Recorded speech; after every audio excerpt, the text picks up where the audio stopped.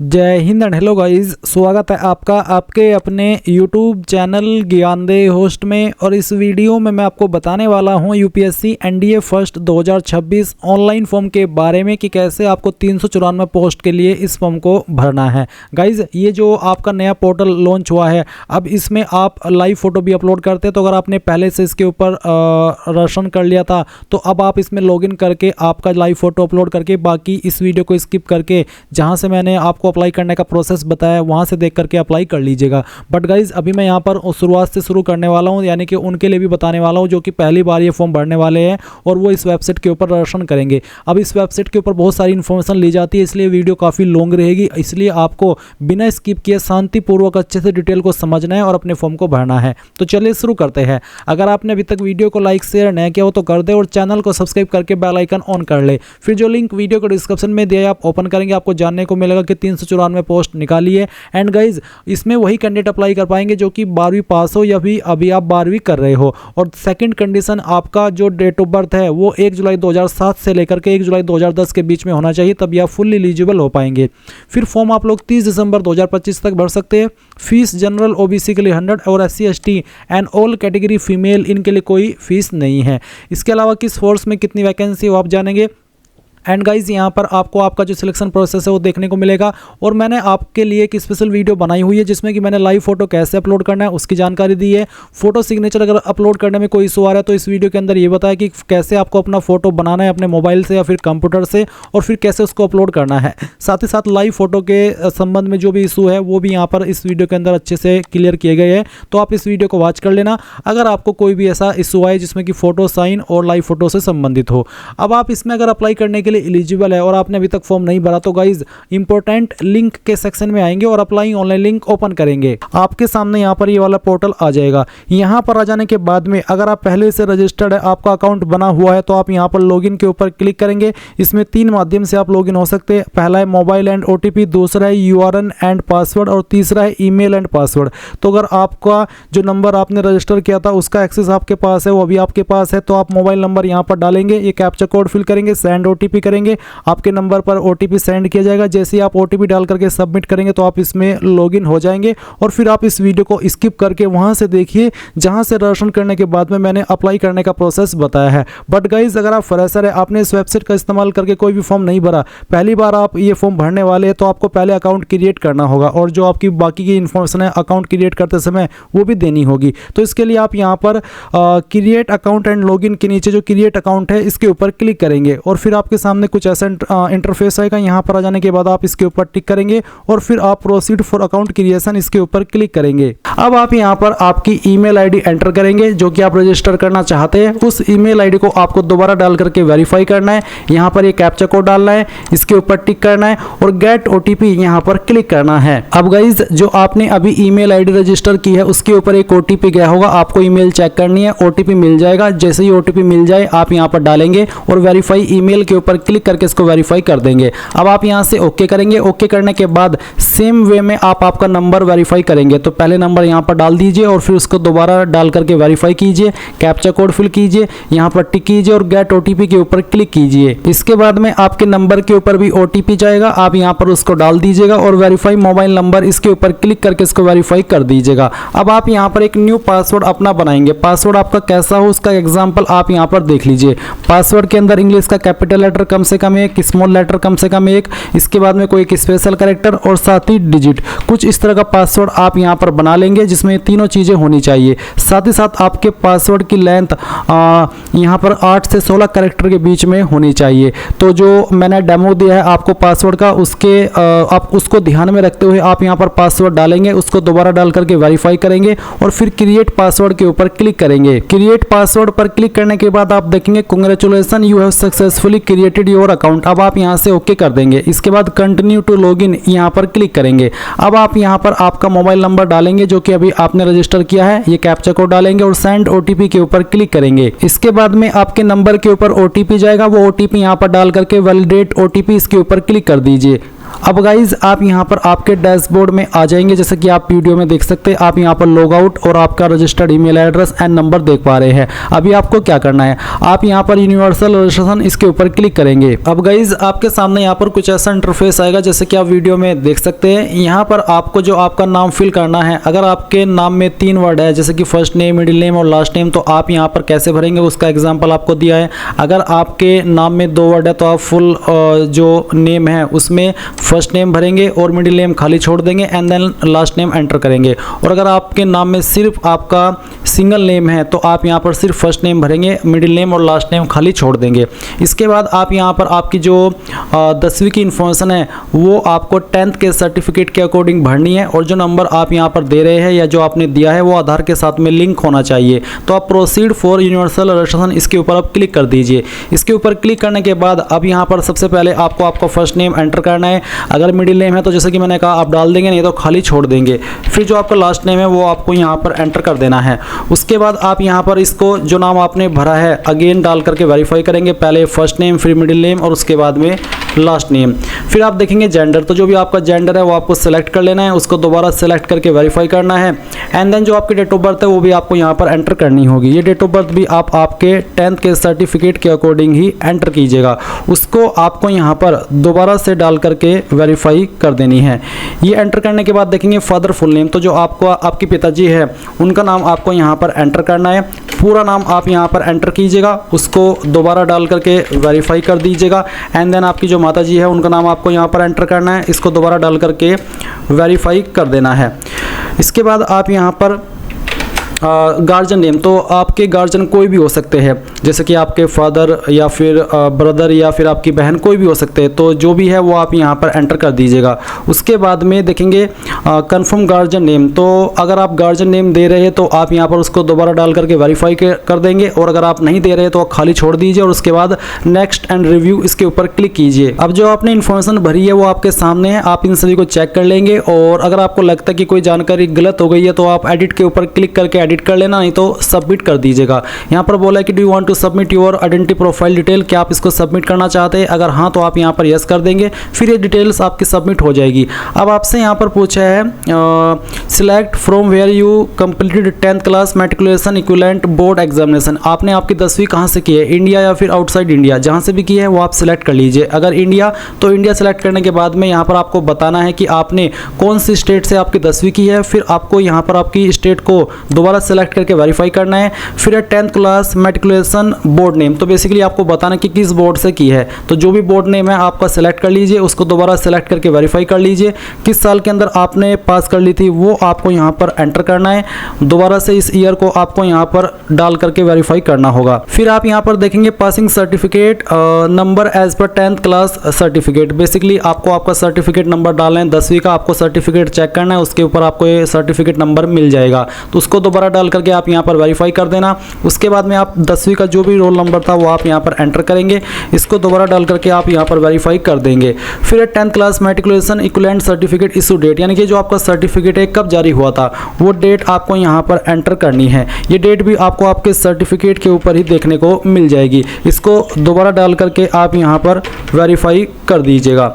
इसके बाद आप यहाँ पर देखेंगे grade system as per board certificate, यानी कि आपका जो नंबर था 10वीं का वो किसके अंदर था, CGPA या फिर आपको बोला है certificate only require a pass and where marks not given, यानी कि अगर आपके सर्टिफिकेट में मार्क्स नहीं दिए गए थे, जिन्होंने कोरोना टाइम में किए थे और उनको सिर्फ सर्टिफिकेट मिला है तो वो ये वाला ऑप्शन सेलेक्ट कर सकते हैं। और अगर आपके नंबर परसेंटेज में है तो आप यहाँ पर परसेंटेज मार्क्स ये वाला ऑप्शन सेलेक्ट कर लीजिएगा, और उसके बाद में जो आपकी परसेंटेज थी वो आप यहाँ पर डाल दीजिएगा। इसके बाद आप यहाँ पर आप 10th का सर्टिफिकेट अपलोड करेंगे, जिसका साइज 50 से 300 KB के बीच में होना चाहिए और फॉर्मेट PDF का रहना चाहिए। साथ ही साथ जो आप फाइल को नाम देंगे वो आप देंगे board_ सर्टिफिकेट, और ये जो फाइल है वो PDF के फॉर्मेट में अपलोड करनी है। तो अगर आपकी फाइल इमेज के अंदर है तो आप उसको PDF में कैसे अपलोड करेंगे वो जान लीजिए। आप गूगल के अंदर आएंगे और सर्च करेंगे इमेज टू PDF, ये सर्च करने के बाद पहले वाली वेबसाइट ओपन कर लेंगे, सिलेक्ट JPG इमेज के ऊपर क्लिक करेंगे और जो आपका 10th का सर्टिफिकेट है वो फाइल सिलेक्ट करके वो यहाँ पर ओपन कर लेंगे। कन्वर्ट टू पीडीएफ पर क्लिक करेंगे, डाउनलोड पीडीएफ के ऊपर क्लिक करके इस फाइल को डाउनलोड कर लेंगे। और उसके बाद में आप यहाँ पर इसमें जो फाइल नेम है वो देंगे बोर्ड अंडरस्कोर सर्टिफिकेट, जैसे कि आप यहाँ पर वीडियो में देख सकते हैं, मैं इसको हाईलाइट कर दे रहा हूँ। तो ये नाम आपको फाइल का देना है। और जैसे ही आप यहाँ पर फाइल सिलेक्ट कर लेंगे, जैसे कि अगेन मैं आपको दिखाता हूँ सिलेक्ट करके, चलिए मैं यहाँ पर आता हूँ, मैंने इसको जो नाम है वो दिया है ये वाला, फिर मैं इसको ओपन करता हूँ और आप देखेंगे कि आपकी फाइल अपलोड हो चुकी है। आप प्रीव्यू के ऊपर क्लिक करके इसको व्यू भी कर सकते हैं। फिर आप यहाँ पर नीचे इसके ऊपर टिक करेंगे और नेक्स्ट एंड रिव्यू इसके ऊपर क्लिक करेंगे। अब जो आपने इन्फॉर्मेशन यहाँ पर भरी है वो आपके सामने है, आप सभी इन्फॉर्मेशन चेक कर लीजिए और जब आपको लगे कि यहाँ सभी इन्फॉर्मेशन सही है तो आप यहाँ पर सबमिट कर देंगे और यहाँ से यस कर देंगे। यस करने के बाद ये इन्फॉर्मेशन आपकी सेव हो जाएगी। अब आपसे पूछा है has Aadhaar card been issued to you, क्या आपका आधार कार्ड रिसीव आपको हो चुका है, आपके पास है? Yes I have Aadhaar card and consent to verification through virtual ID, या फिर I don't want to proceed with Aadhaar verification. और पहला है कि yes I have been issued Aadhaar card and consent to proceed for verification. तो अगर आपके पास आधार है और आप उसके माध्यम से कंसेंट देना चाहते हैं अपना, तो इसके ऊपर टिक कर दीजिएगा। फिर जो आधार नंबर है वो यहाँ पर डाल दीजिएगा, एक कैप्चा कोड फिल कीजिएगा और गेट आधार ओटीपी इसके ऊपर क्लिक कीजिएगा। गाइज जैसे ही आप आधार ओटीपी वेरीफाई कर देंगे तो आप अगले इंटरफेस पर आएंगे। पर यहाँ पर अगर आपके पास आधार नहीं है या फिर आप यहाँ पर आधार वेरिफिकेशन नहीं करना चाहते, I don't want to proceed with Aadhaar verification, आप ये माध्यम सेलेक्ट कर लेंगे और उसके बाद में नेक्स्ट के ऊपर क्लिक करेंगे। फिर आप यहाँ पर कोई एक अन्य आईडी भी दे सकते हैं। जो कैंडिडेट यहाँ पर आधार कार्ड की इन्फॉर्मेशन न देकर के किसी और आईडी से आगे बढ़ रहे हैं, उनको एग्जाम सेंटर पर नॉर्मल कैंडिडेट से 1 घंटा पहले पहुंचना होगा। तो जो भी आप दे रहे हैं वो आप यहाँ पर सिलेक्ट कर लीजिए इनमें से आईडी, फिर उसका नंबर यहाँ पर डाल दीजिए और उस आईडी को आपको यहाँ पर अपलोड कर देना है, जिसका फॉर्मेट जेपीजी का रखा है और साइज 20 से 200 KB के बीच में होना चाहिए। गाइज यहाँ पर जो आप आईडी अपलोड करेंगे उसका जो नाम देना है फाइल का वो आपको ID अंडरस्कोर कार्ड ये देना है। और फिर अपलोड फोटो ID कार्ड इसके ऊपर क्लिक करके आप इसको यहाँ पर सेव कर देना और उसके बाद आप यहाँ पर नेक्स्ट एंड रिव्यू इसके ऊपर क्लिक करेंगे। फिर जो आपकी डिटेल्स हैं वो वेरीफाई होगी, आप इसको चेक करके सबमिट कर देना और यहाँ से यस कर देना। उसके बाद आप ओके करेंगे। ओके करने के बाद ये इन्फॉर्मेशन आपके सामने आएगी। जो भी इन्फॉर्मेशन आपने यहाँ पर अभी तक भरी है वो सभी आपके सामने है। अगर आप इन भरी हुई जानकारी को ये देख रहे हैं कि हाँ मैंने सभी जानकारी भर ली है और लॉक करना चाहते हैं, तो आप यहाँ पर लॉक एंड सबमिट इसके ऊपर क्लिक करके इसको सबमिट कर देंगे। और अगर आप एडिट करना चाहते हैं, कोई जानकारी गलत हो गई है तो एडिट के ऊपर क्लिक करके एडिट कर लेना, नहीं तो आप लॉक एंड सबमिट इसके ऊपर क्लिक करेंगे। इसके बाद आप यहाँ पर यस कर देंगे और आप देखेंगे do you want to lock and generate universal registration number, क्या आप बिल्कुल लॉक करना चाहते हैं और अपना रजिस्ट्रेशन नंबर जो कि है यूनिवर्सल वाला उसको जनरेट करना चाहते हैं, तो आप यस प्रोसीड इसके ऊपर क्लिक कर दीजिए। अब आपको यूआरएन नंबर मिल चुका है, यूआरएन मतलब यूनिवर्सल रजिस्ट्रेशन नंबर, तो आप इसको नोट कर लीजिएगा। अब आप यहाँ से ओके कर दीजिए। ओके करने के बाद आप देखेंगे proceed for common application form. अब गाइज आप यहाँ पर कॉमन एप्लीकेशन फॉर्म की जानकारी भरेंगे। इसके लिए आपको proceed for common application form इसके ऊपर क्लिक करना है। इसके ऊपर क्लिक करने के बाद आप यहाँ पर जो आपकी पर्सनल प्रोफाइल है पहले उसकी जानकारी भरेंगे। मैंने पहले से ही इस वेबसाइट के ऊपर OTR करके रखा है, इसलिए मेरी जानकारी यहाँ पर पहले से भरी हुई है और मैं यहाँ पर आपकी सहूलियत के लिए अपनी जानकारी को एडिट करके दिखाऊंगा कि कहाँ पर आपको क्या जानकारी भरनी है, ताकि आप बहुत ही अच्छे से अपनी इस जानकारी को भर सके। तो चलिए मैं यहाँ पर एडिट के ऊपर क्लिक करता हूँ। जब आप पहली बार OTR कर रहे होंगे तो आपको यहाँ पर कुछ ऐसा इंटरफेस देखने को मिलेगा, जहाँ पर आपको सबसे पहले बताना है पैलेस ऑफ बर्थ, जिसमें कि पूछा कि is your palace of birth in India और अब्रॉड, यानी कि क्या आप इंडिया के निवासी या फिर आउटसाइड इंडिया, तो आप इंडिया सेलेक्ट कर लेंगे। उसके बाद आपको आपकी स्टेट सेलेक्ट करनी होगी और उसके बाद फिर जो आपकी डिस्ट्रिक्ट है वो भी आप सिलेक्ट कर लेंगे। देन यहाँ पर आपको आपके विलेज, टाउन, सिटी जो भी है उसका नाम डालना है, आपके पोस्ट ऑफिस का नाम यहाँ पर फिल करना है, फिर यहाँ पर आपका जो भी पिन कोड है वो आपको डाल देना है।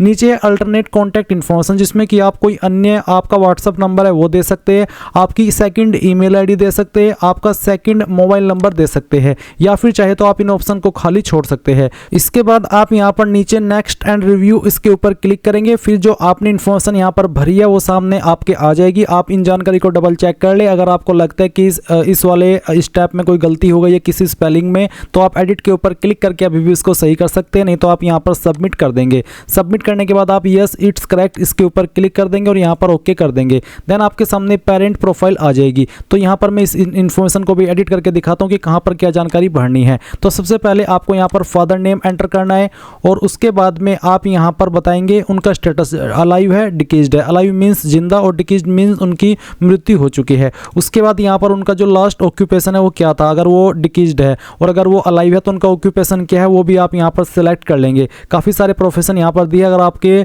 पिता का प्रोफेशन यहाँ पर है तो आप सेलेक्ट कर लेंगे, नहीं तो आप यहाँ पर सेल्फ एम्प्लॉयड या अदर्स का ऑप्शन सेलेक्ट कर सकते हैं। उसके बाद नेशनलिटी में आपको सिटीजन ऑफ इंडिया सेलेक्ट कर लेना है अगर आप इंडियन हैं। फिर आप यहाँ पर बताएंगे state to which your father originally belonged, यानी कि कौन सी स्टेट के आपके फादर निवासी थे वो स्टेट आपको सेलेक्ट कर लेनी है। फिर कौन सी डिस्ट्रिक्ट के निवासी थे वो डिस्ट्रिक्ट भी आपको सेलेक्ट करनी होगी। एंड देन नीचे आपको सेम वे में आपकी माता जी का जो डिटेल है वो देना है, जिसमें कि आप माता का जो नाम है वो एंटर करेंगे और यहाँ पर उनका जो स्टेटस है बताएंगे कि अलाइव है या फिर डिकीज्ड है। इसके अलावा उनका ऑक्यूपेशन क्या है वो आप सेलेक्ट कर लेंगे। जितने भी प्रोफेशन यहाँ पर दिए गए इनमें से कोई भी एक profession, home maker means housewife, तो जो भी है प्रोफेशन आपकी माता जी का वो आप सेलेक्ट कर लेना। फिर उनकी एनुअल इनकम अगर कोई है, आपका प्रोफेशन होम मेकर के अलावा कुछ और है तो आप उनकी एनुअल इनकम यहाँ पर भर देंगे जितनी भी है, नहीं तो आप यहाँ पर 0 लिख देंगे। फिर नेशनलिटी के अंदर आप सिटीजन ऑफ इंडिया सेलेक्ट कर लेंगे और इसके बाद में यहाँ पर बताएंगे कौन सी स्टेट की निवासी है आपकी माता जी और फिर कौन सी डिस्ट्रिक्ट की निवासी है वो भी आप यहाँ पर सेलेक्ट कर लेंगे।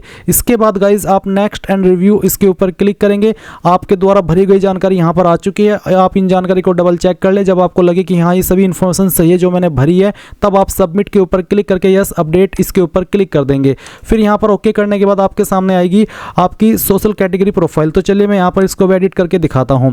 तो आपके सामने यहाँ पर सबसे पहले सिलेक्ट कम्युनिटी का ऑप्शन आएगा। तो जो भी आपकी कास्ट कैटेगरी है जैसे कि एसटी, ओबीसी, अनरिजर्व्ड यानी कि जनरल या फिर ईडब्ल्यूएस, अगर मान लीजिए आप एसटी है तो आप एसटी सेलेक्ट कर लेंगे। उसके संबंध में आपको बोला कि upload a valid and readable copy of the caste certificate issued by the competent authority as evidence, यानी कि आपको कास्ट सर्टिफिकेट अपलोड भी करना होगा जो कि रीडेबल हो, यानी कि ऐसा ना हो कि जो आपने अपलोड किया है उसमें डिटेल सही से समझ में ना आ रही हो। It will be subject to physical verification if incorrect evidence is uploaded the reason shall stand cancelled, यानी कि जब आपका डॉक्यूमेंट वेरिफिकेशन होगा उस वक्त कोई भी इसमें गलती पाई गई तो आपका फॉर्म रिजेक्ट कर दिया जाएगा, आपका कैंडिडेचर रद्द कर दिया जाएगा। इसलिए सही डिटेल यहाँ पर आपको देनी होगी।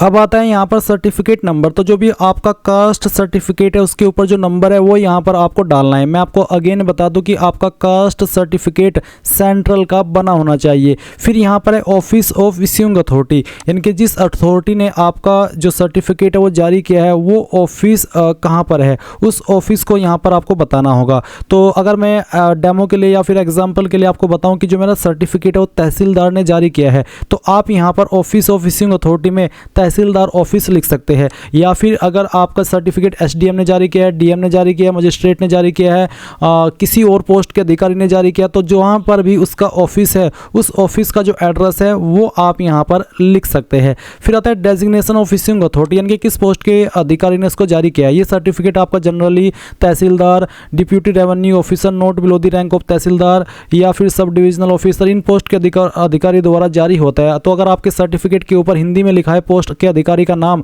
तो आप उसको इंग्लिश में कन्वर्ट करके जो भी पोस्ट बनती है वो पोस्ट आप यहाँ पर सेलेक्ट कर लीजिएगा। उसके बाद कौन सी स्टेट के द्वारा जारी हुआ है वो स्टेट आप सेलेक्ट कर लेंगे। किस डेट में आपका सर्टिफिकेट जारी हुआ है वो डेट भी आपको यहाँ पर एंटर कर देनी है, जो भी आपकी डेट है। उसके बाद में गाइज आप देखेंगे एड्रेस ऑफ इश्यूइंग अथॉरिटी, यानी कि जो आपका सर्टिफिकेट जारी हुआ है वो कौन सी अथॉरिटी के द्वारा जारी हुआ है और उसका एड्रेस कहाँ पर है। ऊपर आपने लिखा है ऑफिस ऑफ इश्यूइंग अथॉरिटी और यहाँ पर है आपका एड्रेस ऑफ इश्यूइंग अथॉरिटी। तो यहाँ पर जिस भी अथॉरिटी ने आपका सर्टिफिकेट जारी किया है उसका जो भी एड्रेस है वो एड्रेस आप यहाँ पर लिख देना। मैंने यहाँ पर दोनों में सेम चीज़ लिखी है, इसमें चाहे कोई आप जो मैंने चीज़ें बताई है वो आप लिखे तो कोई प्रॉब्लम नहीं होगी, क्योंकि ये जो सर्टिफिकेट है वो अलग अलग पोस्ट के अधिकारी द्वारा जारी होता है। तो जहाँ पर भी उसका ऑफिस है ऊपर आप वो लिख दे और यहाँ पर जहाँ पर उनका एड्रेस है वो एड्रेस आप यहाँ पर एड्रेस ऑफ इश्यूइंग अथॉरिटी में फिल कर दे, कोई भी प्रॉब्लम नहीं आएगी। फिर यहाँ पर आते हैं name of caste tribe community as per community certificate. तो जो आपका कास्ट है या ट्राइब है, कम्युनिटी है, वो क्या है वो आप यहाँ पर लिख देना। फिर उसके बाद में central list with serial number caste tribe community, आप यहाँ पर क्लिक है टू सी लिस्ट, इसके ऊपर क्लिक करके ये भी देख सकते हैं कि जो आपकी कास्ट है या फिर जो आपकी ट्राइब है वो सेंट्रल लिस्ट में कहाँ पर आती है, उसका सीरियल नंबर आपको यहाँ पर देना है। जैसे कि यहाँ पर आपके सामने ये जो कास्ट की लिस्ट है वो आ चुकी है।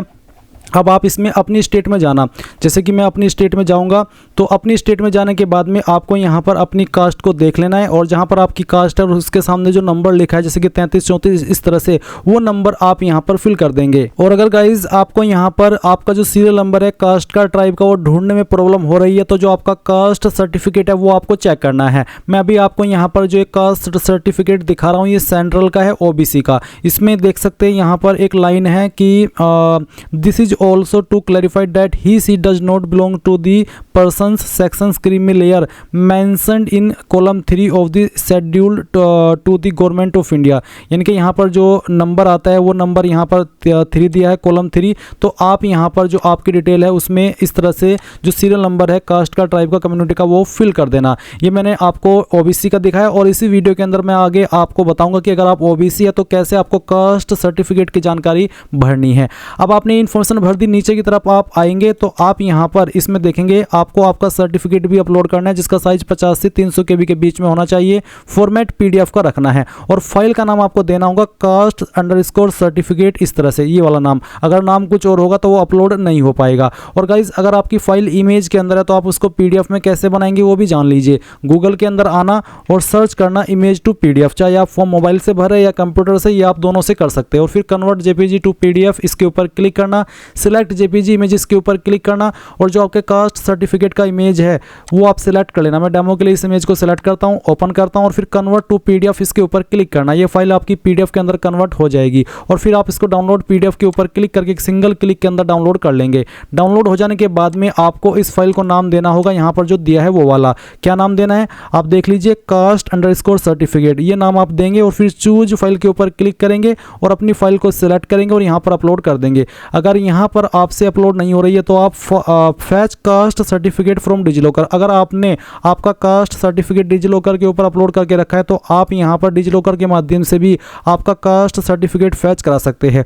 और फिर जब आप यहाँ पर सर्टिफिकेट अपलोड कर दे तो प्रीव्यू के ऊपर क्लिक करके आप उसको देख भी सकते हैं। और फिर आप यहाँ पर टिक करके यहाँ पर जो आपका रिव्यू एंड सबमिट है इसके ऊपर क्लिक करेंगे। अब गाइज ये इन्फॉर्मेशन तो मैंने दी है ST कैटेगरी कैंडिडेट के लिए। अगर आप OBC है तो आप यहाँ पर कैसे इन्फॉर्मेशन भरेंगे वो जान लीजिए। आप यहाँ पर सेलेक्ट कम्युनिटी में OBC सेलेक्ट कर लेंगे, उसके बाद में पूछ जाएगा कि क्या आप क्रीमी लेयर में आते हैं या फिर नहीं आते हैं। अगर आते हैं तो यस करेंगे, और फिर यहाँ पर यस करने पर आपको बोला कि if your father is in service indicated the post held by him, if retired indicate last post held by him. यानी कि अगर आपके फादर सर्विस में है तो आपको बताना है कि उनकी लास्ट पोस्ट कौन सी थी, या अगर अभी कर रहे हैं तो फिर भी आपको उनकी पोस्ट बतानी होगी। अदरवाइज आप यहाँ पर नॉट एप्लीकेबल लिख सकते हैं अगर वो किसी सर्विस में नहीं है। और अगर आप क्रीमी लेयर में नहीं आते तो आप यहाँ पर नो करेंगे, और उसके बाद में यहाँ पर आपका कास्ट सर्टिफिकेट नंबर डालेंगे। अभी जो आप वीडियो में देख सकते हैं कास्ट सर्टिफिकेट है जो कि सेंट्रल का ही है, OBC का।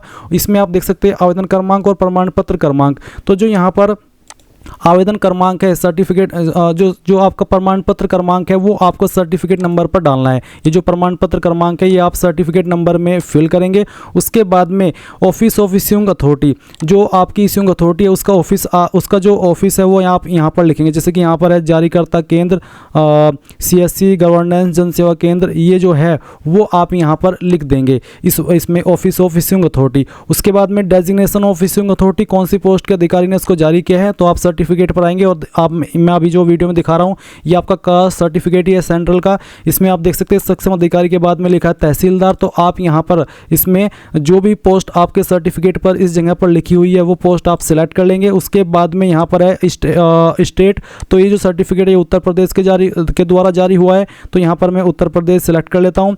उसके बाद में यहाँ पर है एड्रेस ऑफ इश्यूइंग अथॉरिटी, तो जो आपकी इश्यूइंग अथॉरिटी है उसका एड्रेस क्या है वो आपको यहाँ पर देना है। तो गाइज जहाँ पर जो भी आपकी अधिकारी की पोस्ट है जैसे कि तहसीलदार है, तो जो आपके तहसीलदार का ऑफिस है जहाँ पर भी है वो तहसीलदार के ऑफिस का जो एड्रेस है वो एड्रेस आप यहाँ पर एड्रेस ऑफ इश्यूइंग अथॉरिटी में फिल कर देना। उसके बाद में आता है डेट ऑफ इशू, किस डेट में इशू है, तो इस सर्टिफिकेट के ऊपर डेट है 15 फरवरी 2025। तो आपके सर्टिफिकेट के ऊपर जो भी यहाँ पर डेट लिखी हुई है वो डेट आप यहाँ पर लिख देंगे। उसके बाद में आप यहाँ पर देखेंगे यहाँ पर एक सवाल है, is your father is in service indicate the post. अगर आपके फादर सर्विस सर्विस के अंदर है गवर्नमेंट में तो आप उनकी पोस्ट बताएंगे कि किस पोस्ट पर है। अगर वो रिटायर्ड हो चुके हैं तो उनकी लास्ट पोस्ट कौन सी थी वो आप बताएंगे।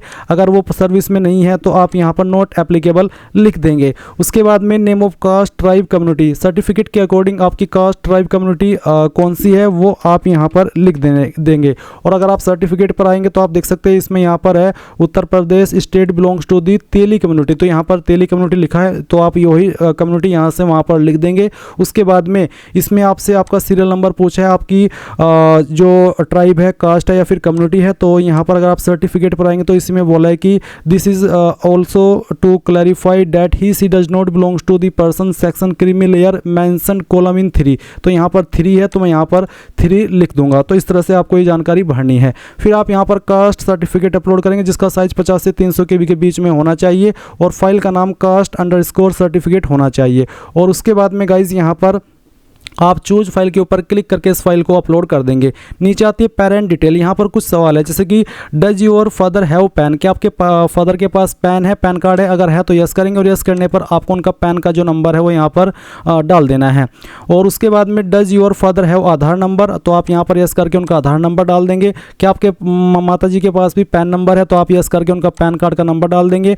क्या आपकी माता जी के पास आधार नंबर है तो आप यस करके उनका भी आधार नंबर यहाँ पर डाल देंगे। फिर आप यहाँ पर टिक करेंगे और उसके बाद में आप यहाँ पर रिव्यू एंड सबमिट इसके ऊपर क्लिक करेंगे। इसके बाद आपने जो भी इंफॉर्मेशन यहाँ पर भरी है वो आपके सामने आ जाएगी। आप यहाँ पर नेक्स्ट के ऊपर क्लिक कर देंगे। इसके बाद यहाँ पर आपके सामने आएगी डिसेबिलिटी प्रोफाइल की जानकारी, जहाँ पर आपको पूछा है कि whether you are a PWD या फिर PWBD कैंडिडेट, अगर आप है तो यस, नहीं तो आप नो कर देंगे। उसके बाद में यहाँ पर have you ever been recommended as a PWD या फिर PWBD candidate in any exam conducted by UPSC in the past, यानी कि क्या पास्ट में आप कभी रिकमेंड किए गए PWD या फिर PWD कैंडिडेट के रूप में जो कि UPSC के द्वारा कंडक्ट किया गया हो, अगर हाँ तो यस, नहीं तो आप नो करेंगे। फिर यहाँ पर डिक्लेरेशन के ऊपर टिक करके आपको नेक्स्ट एंड रिव्यू के ऊपर क्लिक करना है और यहाँ से फिर आप इसको सबमिट कर देंगे और फिर यस इट्स करेक्ट इसके ऊपर क्लिक करेंगे। उसके बाद आपके सामने आपके एड्रेस की इन्फॉर्मेशन आ जाएगी। तो आप यहाँ पर इसमें एड्रेस की इन्फॉर्मेशन भरेंगे। पहले है माई एड्रेस, तो पहले आपको आपका खुद का एड्रेस भरना है। तो house number, apartment, building, street क्या है वो आप यहाँ पर लिखेंगे। आपकी स्टेट आपको यहाँ पर सेलेक्ट कर लेनी है, आपकी होम डिस्ट्रिक्ट आपको सेलेक्ट कर लेनी है। फिर आपका विलेज, टाउन, सिटी क्या है वो आपको यहाँ पर भर देना है। फिर आपका पिन कोड यहाँ पर आपको डालना है, आपका पोस्ट ऑफिस यहाँ पर लिख देना है। नीचे एक लाइन है कि is your permanent address same as correspondence address, यानी कि क्या आपका परमानेंट एड्रेस और जो आपका प्रेजेंट एड्रेस है वो सेम है। अगर हाँ तो यस, नहीं तो आप नो कर देंगे।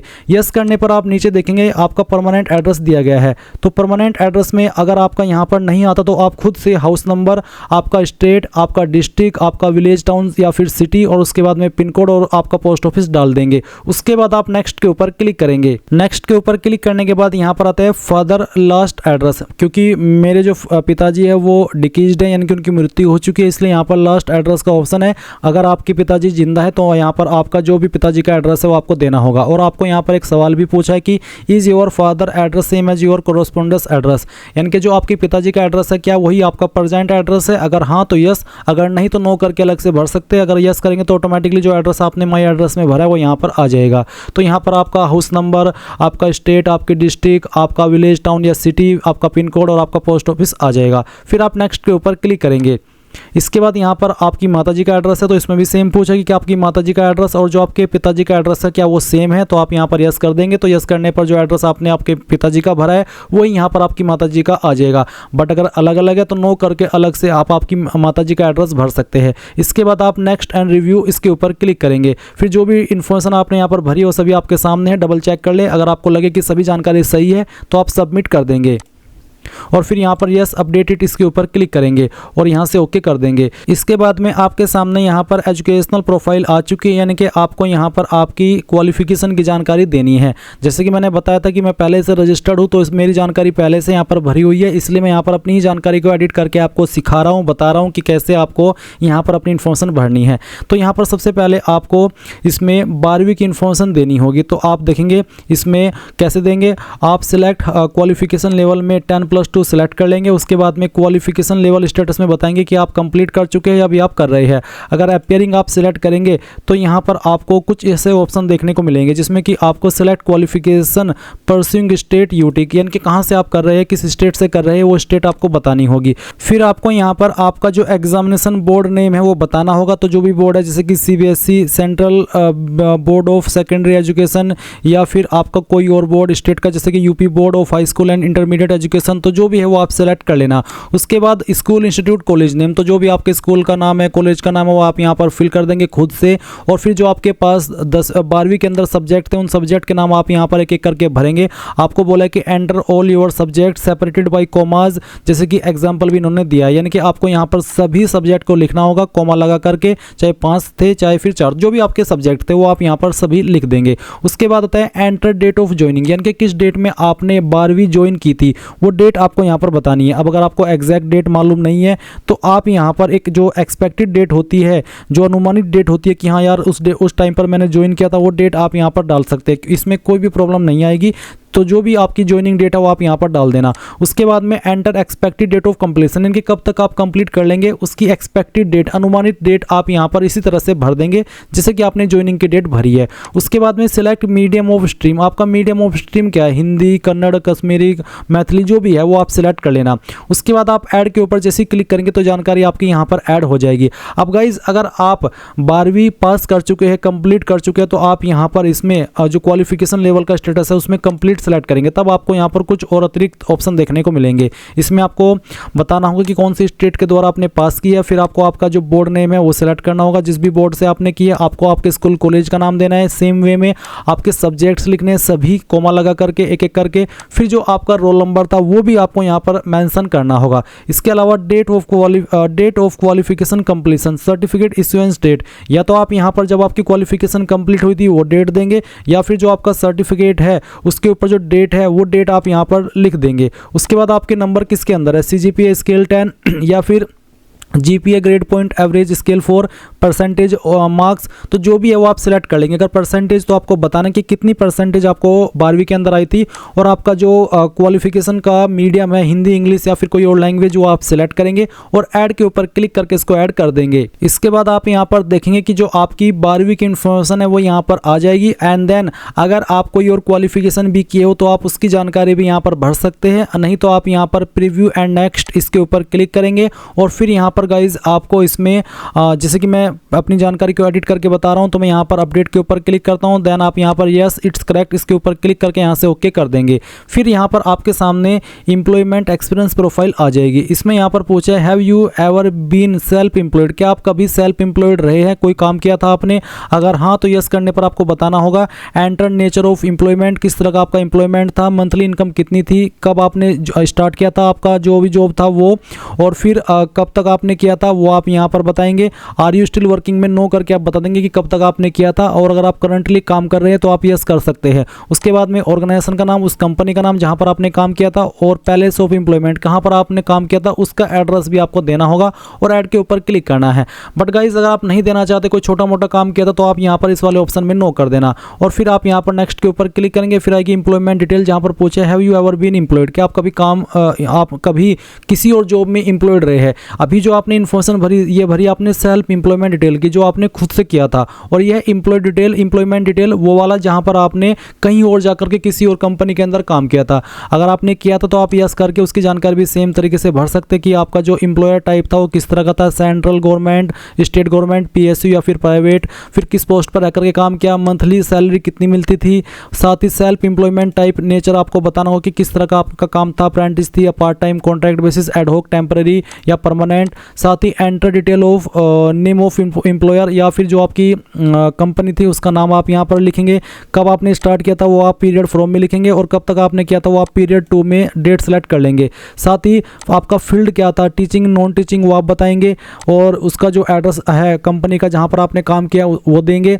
Selected work as supervisor, admin, junior scale, किस तरह के आप लेवल पर सिलेक्ट हुए थे वो आपको बताना होगा। सुपरवाइजर लेवल, मैनेजमेंट लेवल पर थे, हेड ऑफ ब्रांच थे या फिर अदर। साथ ही नेचर ऑफ ड्यूटीज़ आप बता देंगे और ऐड के ऊपर क्लिक करके ऐड कर देंगे। बट अगर आप नहीं हैं तो आप यहाँ पर नो कर देना। उसके बाद आप यहाँ पर रिव्यू एंड नेक्स्ट इसके ऊपर क्लिक करेंगे और फिर यहाँ से आप इसको सबमिट कर देंगे यस इट्स करेक्ट के ऊपर क्लिक करके। अब ओके करने के बाद में यहाँ पर आपके सामने अचीवमेंट्स का ऑप्शन आएगा। तो अगर कोई आपकी अचीवमेंट्स है तो आप यस करके उसकी जानकारी भर सकते हैं, जिस तरह की भी है, जैसे कि प्राइज, मेडल, स्कॉलरशिप, स्पोर्ट्स में या फिर पोजीशन। नहीं तो आप सिंपली नो करेंगे, नेक्स्ट एंड रिव्यूज़ के ऊपर क्लिक करेंगे और यहाँ से आप इसको ओके कर देंगे। इसके बाद गाइज आपके सामने आएगा प्रीवियस यूपीएससी एग्जामिनेशन प्रोफाइल। तो इसमें पूछा previous UPSC examination detail, have you ever appeared in any UPSC examination so for in previous year. क्या आपने अभी तक किसी यूपीएससी एग्जाम में अपीयर्ड हुए हैं? अगर आप हुए हैं तो आप यहाँ पर यस करेंगे और यस करने पर आप बताएंगे select name of examination recruitment test section. किस एग्जाम में या फिर रिक्रूटमेंट टेस्ट में आप अपेयर हुए हैं, किस साल के अंदर हुए हैं, आपका रोल नंबर देना होगा उस एग्जामिनेशन का। साथ ही पूछा कि whether appeared at the interview, क्या आप इंटरव्यू के अंदर भी अपेयर्ड हुए थे? अगर हाँ तो यस, नहीं तो आप नो करेंगे। Whether you were recommend for appointment, क्या आप अपॉइंटमेंट के लिए रिकमेंड किए गए थे? अगर हाँ तो यस, नहीं तो आप नो करेंगे। फिर पूछा हैव यू ज्वाइंड और बीन अपॉइंटेड, क्या आपने ज्वाइन किया था या फिर आप अभी भी अपॉइंटेड हैं? अगर हाँ तो यस, नहीं तो आप नो, यहाँ पर आप नो कर देंगे। बट गाइज अगर आप अपीयर नहीं हुए यूपीएससी के एग्जाम में अभी तक किसी भी साल में तो आप यहाँ पर नो कर देंगे और नेक्स्ट के ऊपर क्लिक करेंगे। फिर है डिपार्टमेंट डिटेल, क्या आपको किसी एग्जाम में से निकाला गया है, ब्लैक लिस्ट किया गया यूपीएससी के द्वारा? अगर हाँ तो यस करके उसकी जानकारी देंगे, नहीं तो आप नो करके यहाँ पर नेक्स्ट एंड रिव्यू इसके ऊपर क्लिक करके यहाँ से आप इसको सबमिट करेंगे और यहाँ से यस कर देंगे। अब गाइज यहाँ पर आपके सामने फोटो एंड सिग्नेचर का सेक्शन आ चुका है। गाइज यहाँ पर इस बार इसमें इन्होंने एक चेंजेस कर दिया है। जब ये पोर्टल लॉन्च हुआ था उस वक्त आप आपका फोटो अपलोड करते थे और सिग्नेचर अपलोड करते थे, बट अभी यहाँ पर आपको फोटो अपलोड तो करना ही है। साथ ही साथ गाइज यहाँ पर जो आपका लाइव फोटो है वो भी आप कैप्चर करेंगे। आपको बोले upload latest photograph and live photo. तो जो आपका फोटो है उसका साइज तो 20 से 200 KB के बीच में रखा है और जो फोटो की फाइल नेम है वो फोटो देनी होगी। आपका जो 75% फेस है वो फोटो के अंदर दिखना चाहिए। साथ ही सिग्नेचर का साइज 10 से 100 KB के बीच में और फाइल नेम सिग्नेचर होना चाहिए। तो पहले मैं आपको बताता हूँ कि कैसे आपको अपनी डिवाइस से, अपने कंप्यूटर से या मोबाइल से फोटो अपलोड करना है। तो आप चूज फाइल के ऊपर क्लिक करेंगे और जानेंगे कि किस तरह का फोटो एक्सेप्ट होगा। आप देख सकते हैं जो ऊपर वाला फोटो है इसी तरह का एक्सेप्ट होगा, बाकी नीचे वाले फोटो रिजेक्ट हो जाएंगे। तो आप यहां पर नीचे की तरफ आएंगे और okay I understand and accept इसके ऊपर क्लिक कर देंगे। फिर यहां पर जो आपका फोटो है वो आपको यहां पर अपलोड करना है दिए गए इंस्ट्रक्शंस के अकॉर्डिंग। मैं ये फाइल सेलेक्ट करता हूं, ओपन करता हूं, इस तरह से आपका फोटो आ जाएगा। आप इसको ओके करना और ओके करने के बाद में आप यहां पर अपलोड फोटो इसके ऊपर क्लिक कर देना और फिर यहां पर do you want to update your passport size photo, तो आप यहां पर इसको यस कर देना। देन गाइज जो आपका फोटो इस तरह से अपलोड हो जाएगा। उसके बाद आप यहां पर आपका जो सिग्नेचर है वो अपलोड करेंगे। तो आप यहां पर जो सिग्नेचर की गाइडलाइन है वो भी देख लेंगे कि किस तरह का सिग्नेचर एक्सेप्ट होगा और किस तरह का रिजेक्ट होगा। तो ये चीज़ आपको ध्यान में रखनी है और फिर यहां से इसको कट करके आपको चूज फाइल के ऊपर क्लिक करना है। तो okay I understand and accept इसके ऊपर क्लिक कीजिए और जहां पर आपकी सिग्नेचर की फाइल है उस सिग्नेचर की फाइल आपको सिलेक्ट कर लेनी है। चलिए मैं आपको यहां पर फाइल सिलेक्ट करके दिखाता हूं। फाइल सिलेक्ट करने के बाद में आप यहां पर ओपन करेंगे, इस तरह से सिग्नेचर आएगा। आप इसको ओके कर देना और ओके करने के बाद में आप अपलोड सिग्नेचर इसके ऊपर क्लिक करके यहां से यस कर देंगे तो आपका सिग्नेचर अपलोड हो जाएगा। अब आप यहां पर लाइव फोटो भी अपलोड कीजिए। लाइव फोटो आप अपने कंप्यूटर से नहीं कर सकते। आपको यहां पर लाइव फोटो अपलोड करने को ये बोला है कि आप click on capture from mobile button and scan the QR code given the right hand side. This will redirect you to a link to capture and upload your photograph using your mobile. तो आप capture from mobile इसके ऊपर click कीजिए। आपके सामने जो QR code आया ये अपने मोबाइल से स्कैन कीजिए और फिर आपको ये जो प्रोसेस है वो अपने मोबाइल से करना है। चलिए मैं इसको करके आपको आगे का प्रोसेस दिखाता हूँ। अभी गाइज यहाँ पर मैं आपको अपडेट कर दूँ कि जब मैं ये फोटो कैप्चर कर रहा हूँ तो मेरे सामने एक एरर आ रहा है जहाँ पर आता है capture face is not live, please capture live face. तो आपके सामने भी ऐसा इशू आ सकता है और ये इसलिए आ रहा है क्योंकि अभी अभी आपका अप्लाई लिंक एक्टिवेट हुआ है और ये पहली बार ऐसा इन्होंने फीचर इसमें इंस्टॉल किया है जिसमें कि आपका जो फेस है वो कैप्चर करना पड़ता है किसी फॉर्म में अप्लाई करने से पहले। तो अगर आपके सामने भी ऐसा इशू आता है तो आप कमेंट के माध्यम से बताइएगा और मैंने तो अपनी तरफ से हर कोशिश कर ली है। मैं भी जब मैं नेक्स्ट वीडियो बनाऊंगा तो उसमें इसका जो सोल्यूशन होगा या फिर तब तक ये ऑटोमेटिकली यूपीएससी की टीम सही कर लेगी। तो अभी के लिए यहाँ पर अगर आपके सामने इशू आता है तो आपको थोड़ा सा वेट कर लेना है और अगर आप आपका जो लाइव फोटो है वो कैप्चर कर चुके हो, कोई इशू नहीं आया, तो गाइज आपको कैसे आगे का फॉर्म कंप्लीट करना है उसके बारे में आपको बताता हूँ। जैसे ही आप ये प्रोसेस कंप्लीट कर लेंगे फोटो सिग्नेचर का, तो आप गो टू डैशबोर्ड इसके ऊपर क्लिक करेंगे। फिर आपको यहाँ पर एग्जामिनेशन के सेक्शन में आना है और अप्लाई एग्जाम इसके ऊपर क्लिक करना है। देन आपके सामने कुछ ऐसा इंटरफेस आएगा। यहाँ पर आ जाने के बाद में आप एनडीए की वैकेंसी देख सकते हैं 2 नंबर पर। आपको इसके सामने अप्लाई के ऊपर क्लिक करना है। फिर यहाँ पर आपको बोला है कि you are about to apply for the selected examination, upon proceeding you will be required to complete the following steps. यानी कि आपको यहाँ पर आगे बढ़ने से पहले इन स्टेप्स को कंप्लीट करना है। पहला है रिव्यू एंड एडिट डिटेल्स, यानी कि अपने डिटेल्स को जो आपने कॉमन एप्लीकेशन फॉर्म के अंदर भरी है उनको रिव्यू कर लेना है। अगर आपको कोई लगता है इन्फॉर्मेशन गलत है तो उसको एडिट भी अभी कर लेना है। फिर आप सबमिट द एग्जामिनेशन फॉर्म, यानी कि फिर एग्जाम फॉर्म को सबमिट करेंगे। फिर यहाँ पर सिलेक्ट द एग्जामिनेशन सेंटर, तो एग्जामिनेशन सेंटर आपको सिलेक्ट करने को बोला जा रहा है। पे द एग्जामिनेशन फी, अगर फी एप्लीकेबल हो रही है तो आपको फी पे करने को बोला जा रहा है। उसके बाद में आप यहाँ पर टिक करेंगे और प्रोसीड के ऊपर क्लिक करेंगे। अब मेरे सामने कुछ ऐसा इंटरफेस आ चुका है। यहाँ पर गाइज आपको ये जो नीचे विकल्प है कॉमन एप्लीकेशन फॉर्म के व्यू के ऊपर क्लिक करके व्यू कर लेने हैं। जैसे कि मैं यहाँ पर पर्सनल प्रोफाइल के ऊपर व्यू पर क्लिक करता हूँ तो मेरे सामने इस तरह से जानकारी आएगी। आप इसको क्लोज कर देंगे। जैसे ही क्लोज करेंगे तो आपकी यहाँ पर इस तरह से पर्सनल प्रोफाइल व्यू हो जाएगी। अब इसी प्रकार से आप बाकी की जो डिटेल्स है वो भी व्यू कर लेंगे। ये सभी डिटेल्स व्यू करने के बाद में इस तरह से राइट टिक हो जाएगा और फिर आप यहाँ पर इसमें नीचे लोग common application form profile and proceed इसके ऊपर क्लिक करेंगे और यहाँ से आपको अग्री एंड प्रोसीड इसके ऊपर क्लिक कर देना है। और फिर यहाँ से आपको एक बार फिर से यस कर देना है।